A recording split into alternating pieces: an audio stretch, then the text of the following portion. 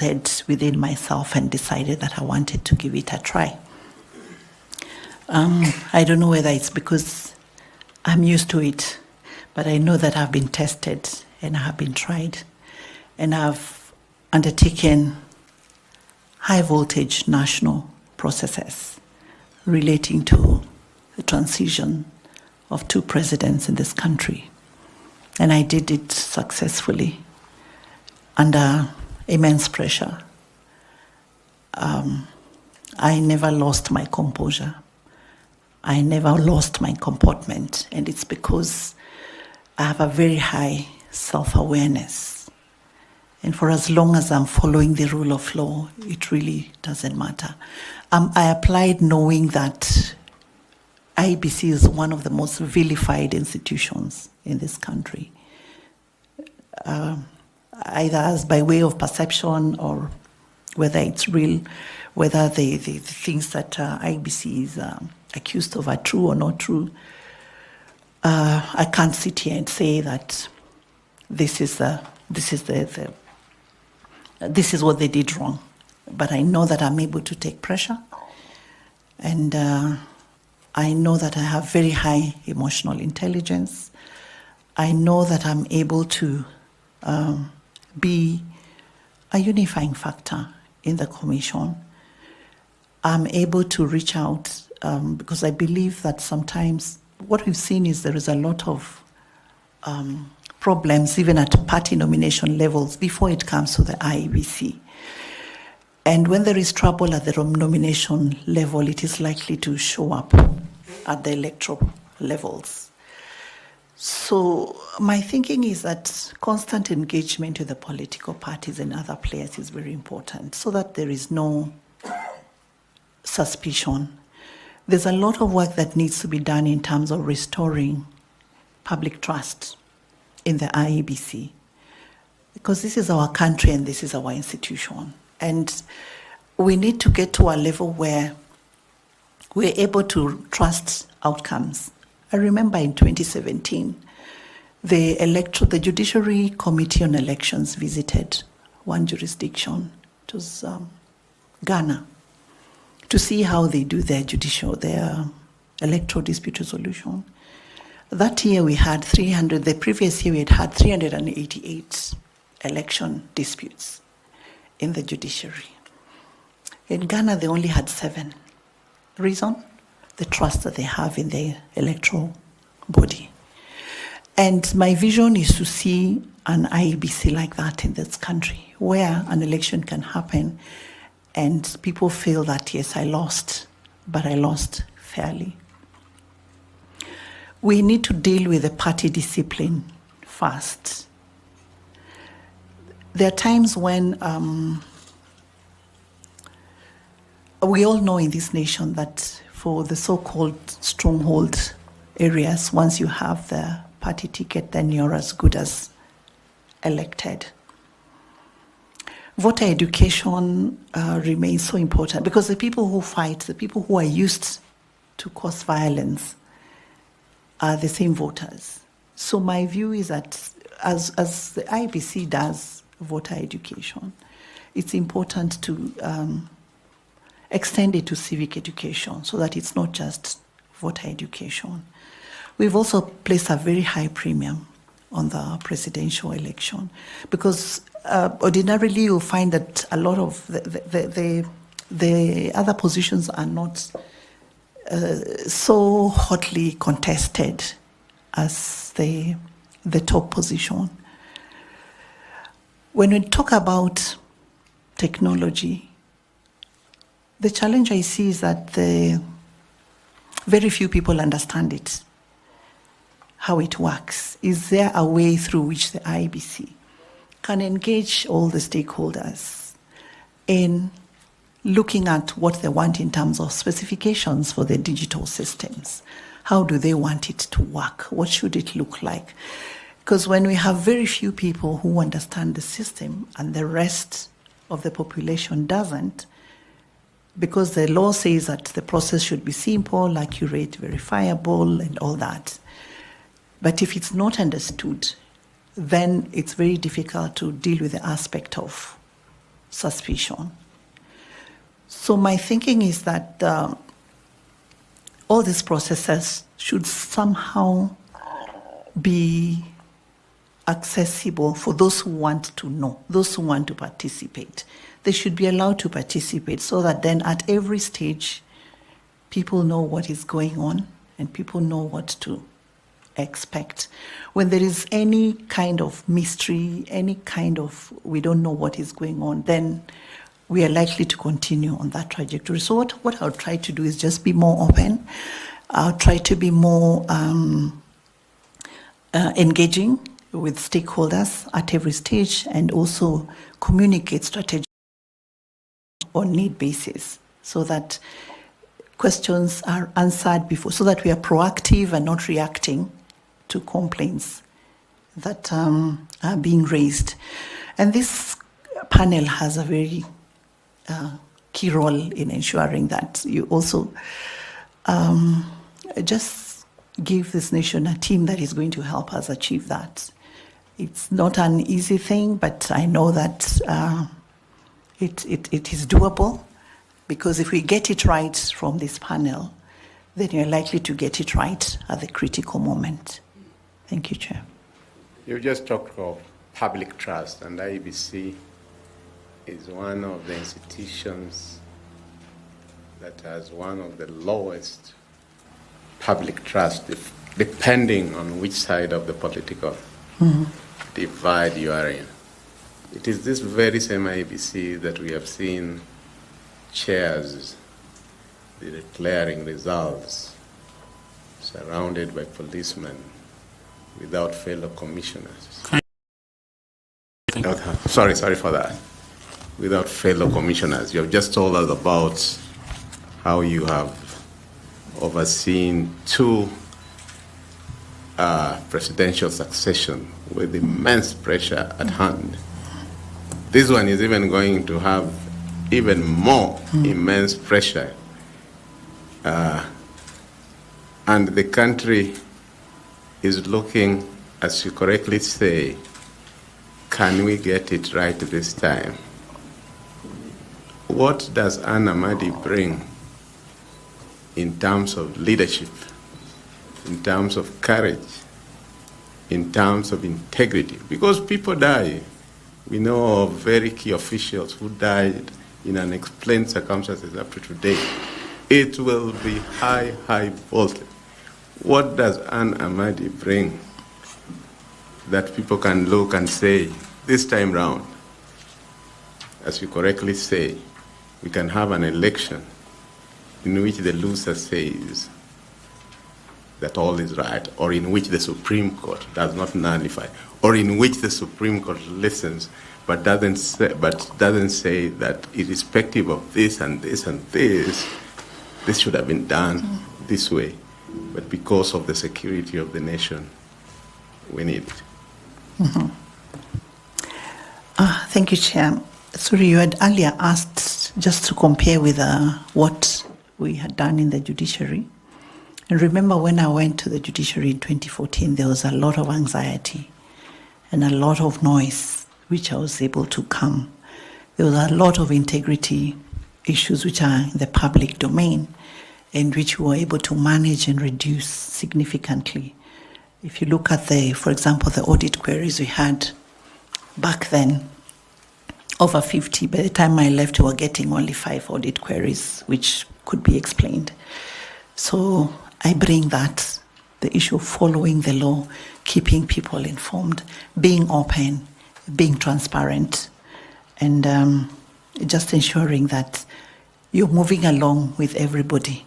The issue of pressure, the high pressure, I thought about it, and I'm a very courageous person. I don't look it, but I am. And I believe that if I am able to demonstrate that what has been done is the right thing, it shouldn't matter where the pressure comes from. It shouldn't matter. We have to keep at it, because if we don't sacrifice to occupy that space, then who is it that should? So I've thought about all that, and with my patriotism, I am ready for any eventuality, should it happen in the way that you have described. It's very scary, but doable, and I'm ready for it, Chair. Thank you. Thank you, Chair. So where do you draw your strength from? I draw my strength, first of all, I'm a believer, and I always know that if I'm doing the right thing, then I'm guided from high up. I draw my strength from sticking to the truth, what is true, because the truth can never become a lie, and lies can never become true. I draw my strength from my self-awareness. I know how far I'm able to go, and I know where I cannot go. So that is where my strength comes from. Thank you, Chair. Okay, I'll move to FCPA Tanui to ask further questions. Thank you, Chair, and Honorable Amadi. I heard you mention about Ghana, how they have been able to hold successful elections. And I would wish that should you be given this position, you also do a benchmarking. I think in the same Ghana, there are other electoral commissions where the chairperson of the commission has been given executive powers. They are also accounting officer. Okay. Reason being that, and you'll note from our country, there have always been an issue of the roles between the chair and the accounting officer. So there are successful commissions that have actually given those roles. Oh, I didn't know chair. that. Thank you. So just for your information. Thank you. Now, a follow-up question on what Professor Oloo has put it is on how would you handle conflicts? You will appreciate that IEBC, there are many actors or stakeholders who would want to control the operations of IEBC. You go to Treasury, they don't give them adequate funding, they delay the funding, it affects their processes. There are other stakeholders who tell them they have no powers to make regulations, despite the fact that they are an independent commission.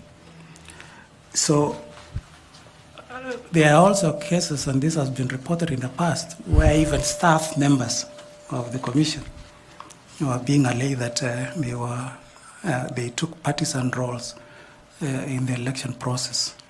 So if you get this position as a chair, how will you work around using your leadership skills and your experience to ensure that all these stakeholders are brought together and that the commission achieves its mandate? Thank you. Thank you, Chair. I'll just give an example of what happened in the run-up to the 2022 elections. There is a framework that was put together which was called multi-agency team or something like that, that brought together all the agencies. There was judiciary, there was police, there was treasury, there was Ministry of Interior and IEBC. Basically for purposes of just seeing how the IEBC could be supported to be able to conduct a successful election in 2022. And they had several meetings where the IEBC, outside of the normal framework, was able to indicate the kind of support that they needed, the kind of timelines within which they had to do what they needed to do. And there were certain commitments that were made by the various agencies. But I know that at some point, again, IEBC stepped out of that framework for some reason. I think it was a good initiative that can still be tried. The reasons as to why IEBC stepped out of that framework are not so clear to me at this point in time. But I've always believed that when things are done in a consultative way, through a cooperative framework, they tend to just work better in terms of people understanding that this support needs to be given so as to avoid delays so as to hinder the processes of the commission. On the issue of staff playing partisan roles in the electoral process, that's very unfortunate. I think you have to be able to disrupt certain formations within the commission. There's a way in which staff can be taken through. They can be taken through processes that can help their mindsets, but again, it shouldn't be too. Certain administrative interventions can be made to make sure that it's difficult for staff to do to carry out their activities, their duties in a partisan manner. For example, if someone was expecting to go and oversee the elections in Nakuru and last minute they're taken to Kajiado, then they will maybe not be able to do what they had planned to do. So there are certain administrative interventions that can be put in place to just make sure that we minimize on the mischief, if any has been planned. But I'm sure with a team we'll be able to discuss and just see what else is possible to be done, so that people are just following the regulations, the rules. I know what we did in the judiciary for most of the things, because when I went there, I found that there were no standard operating procedures, there were no manuals, so we had to prepare a lot of manuals that everybody had to stick to. Everyone had to stick to, so that then everything is done in the correct manner. Again, technology can help, because when the system is secure, then there's some of the mischief that can be prevented from taking place, even if the human nature wanted to, interfere with the process. Lastly, and related to the multi-agency team, which I think I attended one of the meetings at Safari Park. Yes. If in that process of having a multi-agency team, some stakeholders, you observe that some stakeholders could be pushing for an agenda that is contrary to the mandate of IEBC, what would you do?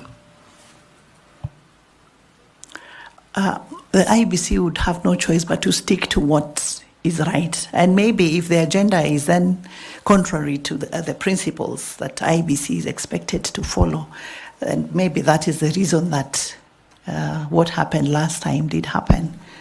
It might get to a level where you have to step out if it is not serving the interests of the nation, if it is not serving the interests and the objectives of the commission. Yeah. Thank you very much. The media might just call you the disruptor of IEBC if you got this position, and so thank you for those answers. I want to ask Professor to ask you some questions. Okay. Madam Amadi, I see from your CV that you have also done a lot in FIDA and gender-related matters. Yes. And therefore, I believe that globally you follow advancement of women issues and gender issues. So my first question to you on that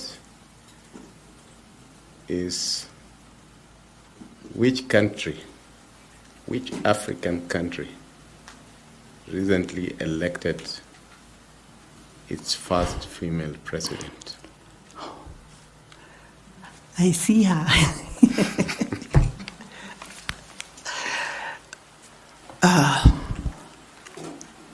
Namibia. Okay, proceed.